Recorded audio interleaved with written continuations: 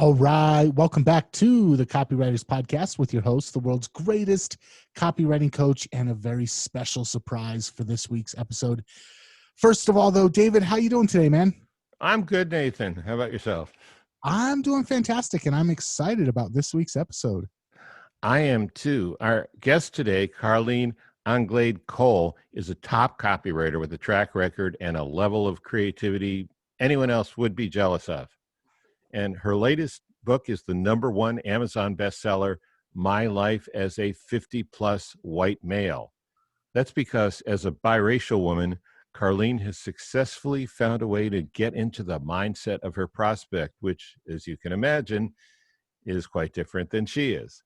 Today, Carline is a highly in-demand freelancer, but I asked Carline if she would trace back the early lessons of her career as an in-house copywriter for Phillips Publishing, and especially her mentorship with Clayton Makepeace.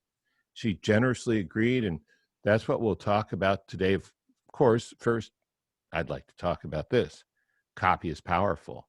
You're responsible for how you use what you hear in this podcast. And most of the time, common sense is all you need. But if you make extreme claims or if you're writing copy for offers in highly regulated industries like health, finance, and business opportunity, you may want to get a legal review after you write and before you start using your copy. My larger clients do this all the time. So, Carline, welcome. Long time coming, and I'm so glad you're here. Hi, David. Thank you very much. Nathan, hi. How are you doing?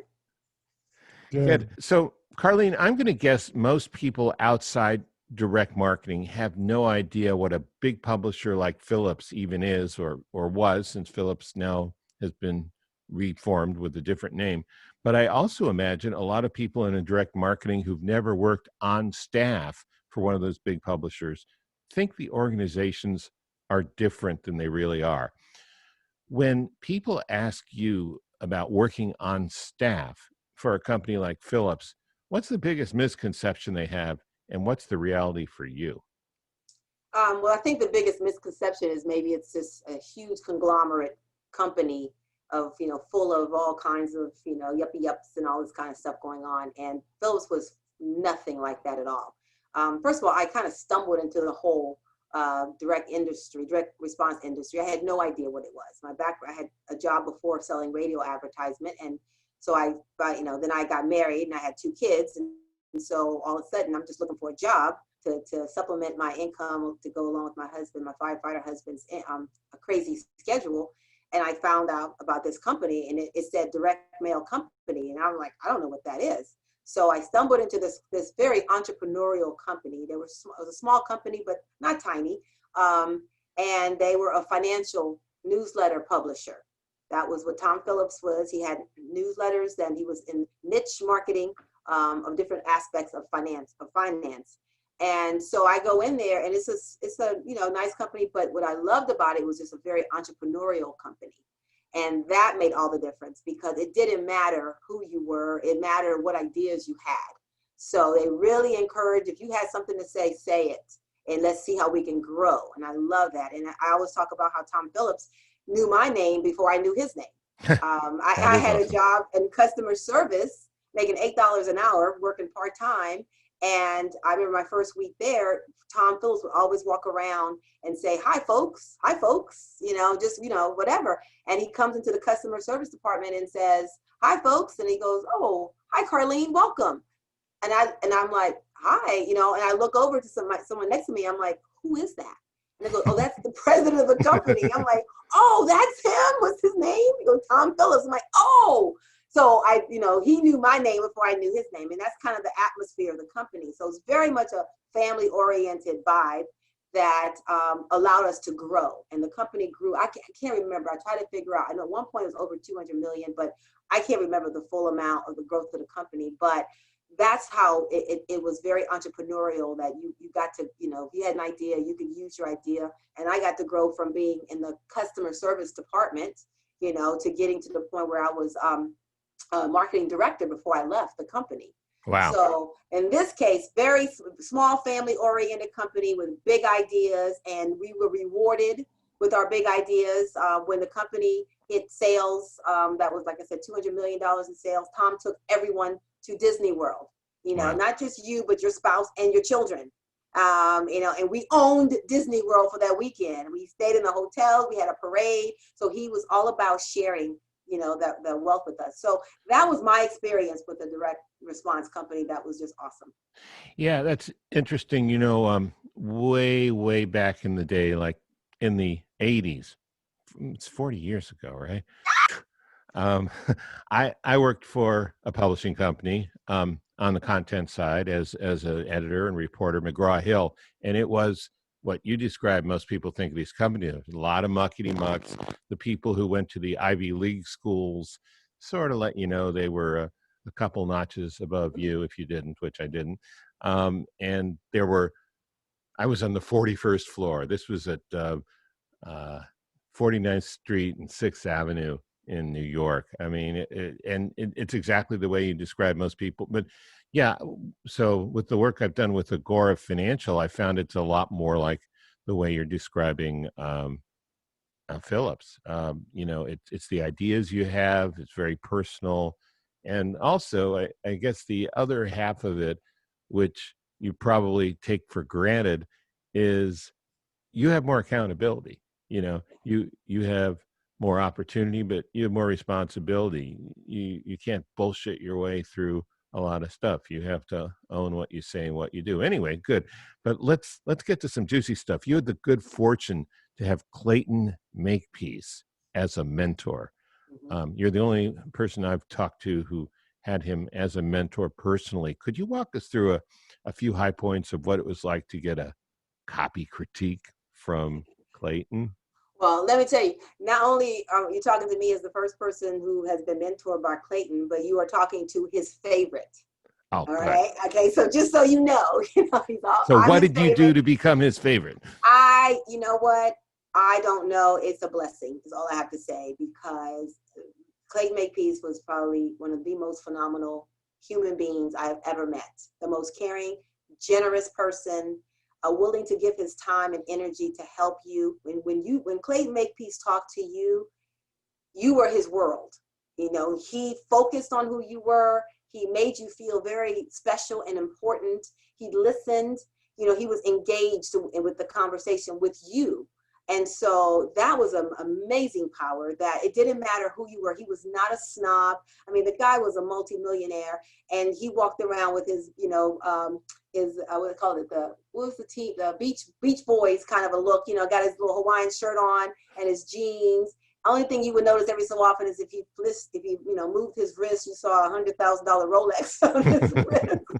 But besides that, nothing about him when you meet him is like, he's very, very much an open person. So I happened to meet Clayton when I was working at Phillips. We were a financial publisher, and then the company decided to go the route of starting a health business, a health group. And I wanted to get into that health group no matter what. And I was able to finagle my way into the health group. And that's how I got to learn about the whole side of direct response copywriting, with Clayton, because he was hired to write a promotion that pretty much launched a whole alternative health industry. And we got to be part of that. And I was the marketing manager there, and I was working on the list side. But yet, these huge royalty checks were going out to this guy named Clayton Makepeace every month. In fact, the company was paying him a royalty not to work for anybody else because he was that valuable to them. And so here Clayton comes, one day he's coming to visit the company, and Wendy Marsh, who became Wendy Makepeace, and I worked together at Phillips on the list side. And so we're working together, and Clayton is coming to visit, and I'm like, Clayton Makepeace, the big Clayton Makepeace is coming. So when I get nervous, I just kind of say whatever comes out of my mouth. It's a problem, I know, but it's still a problem. But so here he comes. So everyone's like so excited because Clayton had written this amazing promotion that literally was bringing in thousands and thousands of subscribers every week, and the newsletter got to be like 200,000 subscribers. At one point, it got to be 500,000 at one point, but when it was getting big, it was that number, breaking all kinds of records. So the company wanted him to come and just kind of, little, hey, Clayton's going to be here, whatever. So they were having a party for him. And finally, Wendy and I were able to finish our work, and we went in. And so I was like, being introduced to him. And I said, I'll never forget it. And I was like, Clayton Makepeace? You're Clayton Makepeace? I said, with a name like Clayton Makepeace, I was expecting, some Native American with a feather in his hat. I mean, like an Indian guy with not a blonde, blue-eyed teddy bear. And I just said it just like that. And it got so quiet. It seemed like hours, but it was only a few seconds. It got really quiet. And then Clayton just let out this big laugh. He's like, oh, I love it. And he just gave me a hug. He's like, I love this. I'm going to like you, because, so that was the beginning of our, but tell us about the critiques. I understand he could be a little severe. He's horrible. He's horrible. But it was so great. I always tell people, every time Clayton Makepeace made me cry, my bank account, blew up. We just got better. So Clayton would be someone, like I said, very nice person, lovable, wonderful person, will tell you he loves you 100 times. But when it came to copy, oh man, he would zone in on that copy. And I remember one of the first critiques he did for me when I was on my own. I had my first project on a male potency package to write. Mm-hmm. And so I wrote the package. And then I said, hey, would you mind taking a look at this for me and give me some crits on it or whatever? He goes, sure, no problem.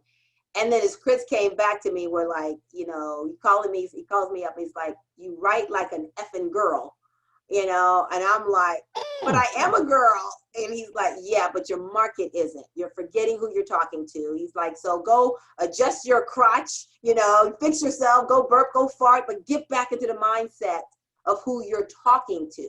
Because I don't want to hear this girly stuff in here. You need to, just really grab hold of who you're talking to. And he just, slaughtered the package, copy. He's going through. He's like, what is this? What are you talking about? Bring me in here. He was just literally going through paragraph after paragraph and just, just showing me where I was dropping the ball, right and left. And there was so much blood on that page, those pages. Like the red ink was like, oh, is there anything left for what I said? Did you cry? Oh, I sure did. I'm like, you said I write like a girl. I'm never going to make it in this industry. He writes like a girl. I've never heard that before. Yeah. So anyway, but after I stopped crying and I had my Baskin Robbins ice cream, then I went back and I just started going, okay, what is he telling me? What is he telling me here? Do it. Just do what he's telling me. And I just started going through it and go, okay, all right, and just get my mind right, focus on who I'm talking to. And man, when I finished that, my package was going up against a 50-plus-year-old white male copywriter. And I'm writing to a 50-plus-year-old white male market. And my package beat. And that was my first control, was for the male potency package. Wow. Clayton gave me the crits on that package. And it was just gold. And so he would do that. I have, in my book, I talk about different sections where I gave a sample of where he literally said, you're blowing it here. You're blowing it here. You need to go back over here. You lost me. You do this. And just the amount of intensity he puts into his critiques to really try to help you understand, who you're talking to and why you're not communicating properly. So what changed in your attitude and your approach as a result of these critiques and as a result of his mentoring? Always going back to who am I talking to? I started putting photos of my market, a picture of who exemplified my market. I will put it right on my computer screen and go talk to that person, and it's not, forget all the crap, just talk, have a conversation. Clayton's one was very big, and I say this all the time because I believe in it. He taught me this, is write like you talk, and then talk, and then read your copy out loud. Or in this case, write like a 50-plus-year-old white guy talks. But it's still talk, like people talk, I should say, conversation, not writing. We're not putting together the next American novel here. We're having a communication in print. So what would you say? You would start writing and then you change your mind and shift over. If you were talking to me, like right now, I'm saying this, like, oh, I have an idea about that. And I'll switch over and I'll do that. That's how we talk. He says, do that when you write. So it forces me, use the breaks, start with the buts and the ands and because, and then say, oh, I got something really great to tell you, but I'm going to tell you about it in a minute. Before then, let me go back over here. We do that all the time. So it's like incorporate that into your writing so that it feels very natural. And that's what he really taught me how to do. And I did it 2 ways. He would tell me, and then I would read what he wrote himself, and I would see it, and I would go, wow, I'm reading this, but I'm actually seeing it. I'm not reading the words anymore. I'm seeing the experience. And when I can do that, then I know, yes, I'm having a conversation with my reader. So would you say that was the most important thing he taught you? Was there another lesson that you could share with us? That as far as the writing aspect, yes, I think absolutely. Another very important lesson he taught me was to just, have confidence in myself. He said, you got to believe in yourself, because if you don't believe in yourself, nobody's going to believe in you. So you got to walk the walk, whether you believe it or not. You don't have a client, well, go get a client. And that gave me the incentive where when I didn't have any clients, and I was trying to get, trying to get more business, and I got my first control finally. So I used that as an opportunity where I would try to contact the marketing directors and the group publishers and whatnot who were hiring, and they would say, well, send me your samples. And I thought, okay, hey, how about this? I said, I know you're really busy. So instead of me bombarding you with a bunch of samples, let me send you my most recent control. Yeah. Which was your only control. It was my only control, but I know you're busy. I know you're busy. You don't have time for all that. Let me just send you the hottest thing right now that I've got going on, my most recent control. And they always would say, oh yeah, that's great. Now some would say to me, okay, yeah, sure. And then send me some more. I'm like, yeah, we'll get to that later, but let me send this one to you right now. And then when I had 2 controls, I just expanded my story to say, well, let me send you my 2 most recent controls, and that way. So Clayton kind of said, you know what? Talk your talk, make it happen. What do you want? And, make it happen. Nobody's going to do it for you. And he came from a similar background where, he was poor. Nobody gave him anything. He worked for it. He paid his dues and he did all that stuff and did a phenomenal job with it. So he can relate. He's like, yeah, you know what? You don't have, there's no silver spoons here. We didn't get those. So we got to make our own, use a plastic spoon and get in that door anyway, whatever. But, that I think he helped empower me a lot to build the confidence to say, just try it. Just do it. Do it. Get the job and then figure out how to do it later. That was his whole thing. So he had a lasting influence on you, according to your book. You say very often when you run up against a tough decision, you ask yourself, what would Clayton do? Could you tell us about a time or two that happened and what your thought process was and what you ended up doing? I had a situation one time where I had a client that was just driving me crazy. And he was paying, he was a big client for me at the time, but I think he was just really, I felt like taking advantage of my time. He just wasn't respecting me as a copywriter or as a person in essence, because he was just very demanding, and it was not a good relationship. And I remember thinking to myself, you know what? Well, if I call Clayton right now and I told him this, what would he tell me? Because I was trying to wean myself out of having to always call him up and ask him. Yeah. And I said, and I thought, what would he tell me? And I thought, okay, now let me edit out the profanity. That way. Very free in his use of profanity. He used the right words at the right time, so I have to say, And so I thought about it, and I was like, you know what? Clayton would not put up with this. Clayton would say, why are you letting him dictate you? It's your business, you run it, And I remember thinking that. So I remember making that phone call and saying, hey, listen, this is going to change right now. And here's how it's going to change. I'm going to give you the copy. You're going to look at it one time. You give me back your comments. I will, make the changes from legal and everything else. And then I'm giving you the copy and it's final. There is no coming back and forth over and over again. And I'm going to send you an invoice and I expect payment when you receive the invoice. And I remember saying that conversation just like that, pretending I was really Clayton saying it. And I was really shocked when the client was like, he says, okay. And I'm going, oh my God, it would take me forever to get paid because I would turn the copy in. I was getting all these rounds of changes and changes and changes. I'm like, oh my gosh. And I kept saying, it's not going to get better. I'm not holding on. I'm not holding the good stuff till the end. Trust me. This is the best you're going to get from me, no matter how many rounds we go through. So that was a moment I remember going, wow, you know what? All I did was stand up for myself and just say, it's not happening. And if you don't like it, it's okay. we can part companies, and I think that's a lesson to remember. When you're a freelancer, especially if you've left corporate America, you've left that crap behind. So don't bring it into your freelance life, Yeah. and it's like, if you don't like working with that person, then you know what, get somebody else, get out of that mess, get out of the abusive relationship, whatever it is. It's like, it's not healthy. And so I had to remember that was that's still a constant, like, why don't put up with this? Don't put up with that. If you put up with it, then they're going to keep giving it to you. So that was Clayton. I think every freelancer goes through it, and I love your approach. It's bold, but it worked, didn't it? It did work. It was scary because I was saying them. It was just shaking. My legs was shaking when I was saying it. But that's how I felt. I was just afraid, going, oh my goodness, if he says, no, we're done. I'm like, I don't have another client, but I wasn't liking my job. I wasn't liking dealing with this person. And and I wasn't having fun. And that's my thing. If I don't have fun, I'm not doing it. As simple as that. It could be hard work. It could be hard work, and I could be pulling my hair out in the process. But if ultimately I'm not enjoying this, if it's not bringing a great benefit to my prospects, I'm not doing it. I'm just not doing it anymore. So that helped. So he just gave me that. And then he was always somebody, literally, I remember one time where, I wrote some stuff and it didn't work. And I was just like down. So I would call him going, I suck. I can't believe it.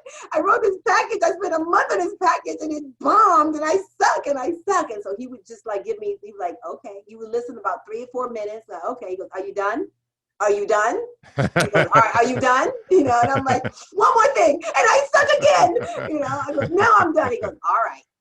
Now, get your butt back over there and write another package. Either go call him up and tell him you'll fix it, and then offer to give him new cover tests or whatever you're going to do. But take action. Yes, enough of this whining stuff. Get going, and I love that because I have to. What a great mentor. Yeah. Like, take your 5 minutes, your wine. And he'll say, you want some cheese with that wine? And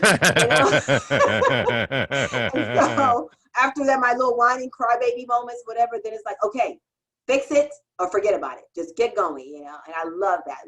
I remember just a few months ago, back, he passed away in March, and I remember having a horrible day in April, and normally I would be like, okay, I gotta call Clayton, just call him up. I need to talk, and he'll give me what time I need. I know he's busy, but he always gives me time. So I remember calling his wife Wendy, saying, I'm only calling you the default because right now I will be calling Clayton, and he, and I can't. Oh gosh, I'm sorry.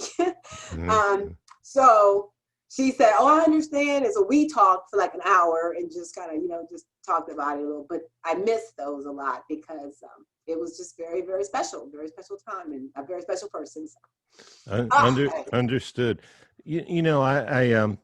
We're close to running out of time. I'm wondering if I could just squeeze in one more question. What's your advice to women, especially women of color, who want to make waves writing promos for big publishers? All right. It doesn't matter. Doesn't matter if you're a woman. Doesn't matter if you're a woman of color. All that. I use that to my advantage when it's to my advantage. Mm-hmm. But really, it's about the copy. It's about, understanding who your market is. So, I've had so many people say to me, well, it's hard as a woman to get in there. It's like, you know what? Stop thinking like that. Get your skills up to where they need to be. The biggest problem I have with women who want to be copywriters is they're not willing to invest in themselves. They'll put their kids through college. Like one woman I was talking to, she's like, I spent $72,000 on my son's college education. I'm like, yeah, how'd that turn out? She goes, well, he's working at Chick-fil-A. I'm like, mm-hmm. Okay, you're going to take in about $30,000 of that money. A bachelor's of Chickology, yeah. Yeah, he's a chickalist. Oh my gosh. But she's telling me that, so she had the money, but she put it in her son, to help him, whatever. I was like, so how'd that turn out for you? He's like, yeah, well, he's working at Chick-fil-A after getting 4 years of school. I forgot what school he went to. So my point was, she could take some of that money and invest it into herself. So there's a program, like a mentorship or a high-end program that's now being offered. And women just don't sign up for those things. They say, well, that's too expensive. Yep. And I'm going like, yeah, but what's the opportunity cost that you're losing by not getting in this game? This is where the players are. You want to be with the big dogs. You got to get in there with the big dogs. You can't just say, oh, I'm just going to take this basic course and try to figure it out myself. Yeah, that's fine. It can work. But the reality is You got to get your skills up. You got to be in the know with the right people who will give you the opportunities, you know? And if you're in a room with 10 people and they have 10 businesses and they're looking for copywriters, you got a good shot of getting one of those jobs by just being in the room and saying, That's right. I'm a copywriter. And it might cost some money to get in the room, and it's worth it. Can I tell you this one story about this mentorship program? I mean, this kind of helps you see what I'm saying. I did a mentorship program this year where I said to join, I only want 5 people. The cost to join is, it's going to cost you $4,000 a month for an 8 installments of $4,000. So it's $32,000 for it. And I said, but let me tell you, you know, what you're going to get. I'll work with you for a year. I'm going to have you write copy. You will have at least 1, hopefully 4 or more samples to be able to use when you're done. And I'm going to introduce you to my client who you're writing for. So by the time you're done, you will have samples, you will know someone in the industry, and I would have trained you for a year. $32,000 is not a lot of money if you look at if you stack up what that is. I said this is a PhD training, and that's, you know, for you. So I got my 5 people, but I did not get as many women as I really wanted to get. So the point was, we're 8 months into this program right now, and the people who have stuck with me right now, and I told them, by the way, every time you write a package, we test it and it works, I will personally pay you $10,000. Okay, so you have a chance of not only recouping all your money, you know, but you will make some money while you're in this mentorship program, you know. Pretty sweet deal. Like I said, people are, oh, I can't afford it. And I get it. Some people really couldn't afford it, but a lot of people could have afforded if they could see what the value was. So we're 8 months into this program, and one of my guys who's doing phenomenal, he's at the point right now, he's about to have 4 packages tested. If all 4 packages test and win, and I'm helping him because I want him to win. I want him to, you know, I'm like, I want you to beat this, you know? Mm-hmm. So I'm not holding back like, oh, I don't want him to beat my package. I want you to beat it. So he's potentially going to have 4 packages mailing, getting $40,000 of the, you know, from the $32,000 he invested. So he's going to net $8,000 profit, but he will have 4 packages that he can now go and take to other clients and say, hey, I wrote this for this leading client, and Carline Anglade-Cole was my mentor doing this. I mean, oh my goodness. And I told him, anybody you talk to, they don't believe you, you tell them to call me. I will verify it for you. So, okay, is $32,000 a lot of money at this point? He said to me, if I had known now what I'm getting 8 months into this 1-year program, he said, I would have found a way to pay you $100,000 for this. He said, because you just gave me a 6-figure career. Yeah. So that was my point with women. It's like, don't sell yourself short. Invest in yourself. If you really think you've got it, then just go out there and do it. I mean, you know, people are doctors overnight. You know, they have to pay their dues and learn their skills to become a skilled surgeon or a skilled lawyer or whatever. I think it costs a little more than $32,000 to go to med school, too. A tad bit, but you can make the amount more money than a doctor, and with a lot less bills that go along with it. So. Well, listen, we're out of time, but would you come back for another show so we can continue? I'll show you the book. Oh, there's the book. There's the book. My life. Give us a 30-second elevator speech. It's called My Life as a 50-plus-year-old white male, how a mixed-race woman stumbled into direct response copywriting and succeeded. So it's part autobiography, it's a marketing story, and it's an empowerment story. It is meant to like really say, get off your butt and get it done. And here's how I did it. If Oprah were a direct marketer, I'm sure it would be an Oprah Book Club selection. You think? I think tell so. Oprah. I've read it. Available. Well, she's a direct marketer, you know. It's very good, and we'll talk about it in the next show. So, Carline, thank you so much. This is wonderful, and maybe you can come back in a week, which would be really about 5 minutes. Great idea. I might be wearing the same clothes. Who knows? Yeah, that's okay. We don't mind. We will too. Carline, where's the best place if people want to check out your book? Amazon. Amazon.com. Just Google me on Amazon, or go to my website, carlinecole.com.